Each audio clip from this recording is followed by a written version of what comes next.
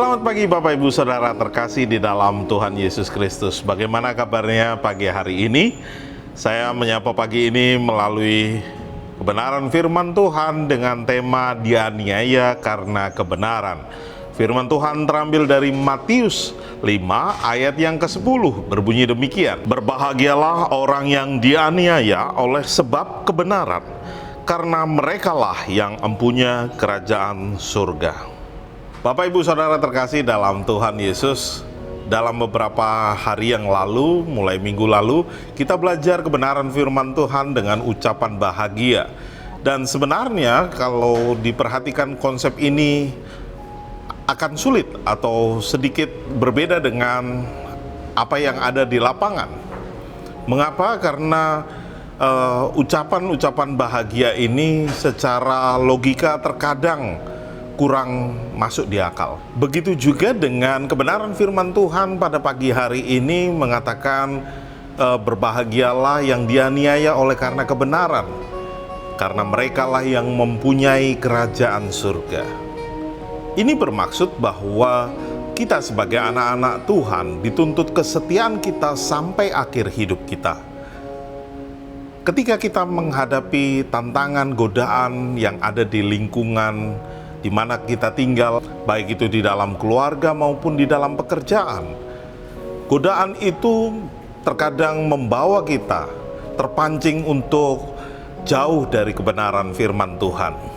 Contoh sederhananya, misalnya ada seseorang karyawan yang harus membuat laporan keuangan, tapi kata bosnya harus agak sedikit di markup sedikit untuk membuat laporan, atau membuat laporan yang tidak sesuai dengan apa yang terjadi. Hati nurani biasanya berontak. Tetapi kita harus tetap jujur di hadapan Tuhan. Nah, inilah yang dimaksud oleh kebenaran firman Tuhan ini.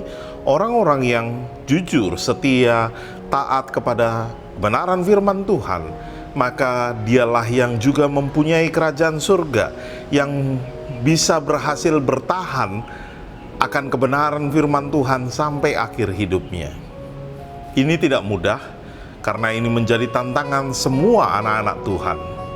Oleh karena itu, Bapak Ibu Saudara terkasih dalam Tuhan, mari untuk kita bersama-sama untuk terus melakukan kehendak kebenaran firman Tuhan.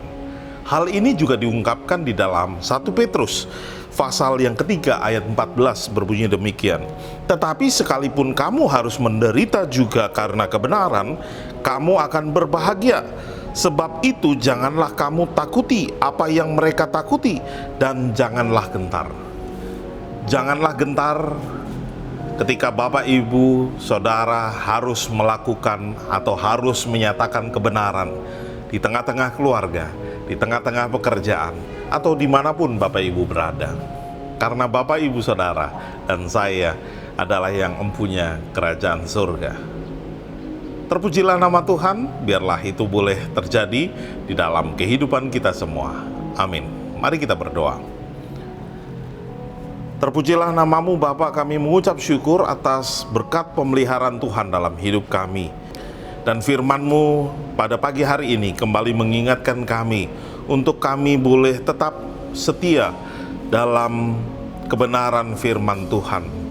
Terkadang kami akan gentar karena tantangan-tantangan yang ada membuat kami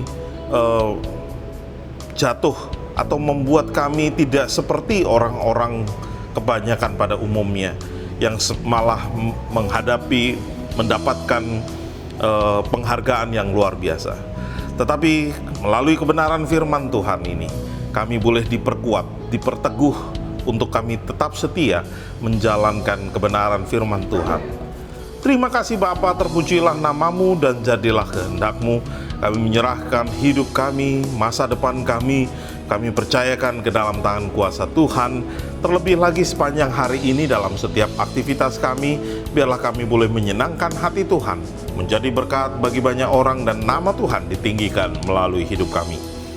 Kami terus berdoa juga untuk para pemimpin kami, bangsa ini, bangsa Indonesia, dan setiap gugus tugas relawan tenaga medis dan juga para ilmuwan yang masih terus berjuang mengatasi wabah penyakit corona ini.